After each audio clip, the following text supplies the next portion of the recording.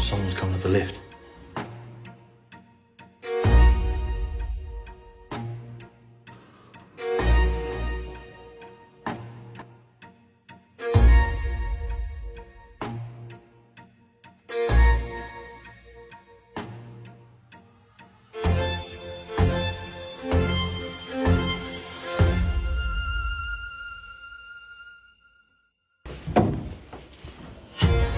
Someone's coming up that lift, guys, somehow. There's only two of us in the building right now.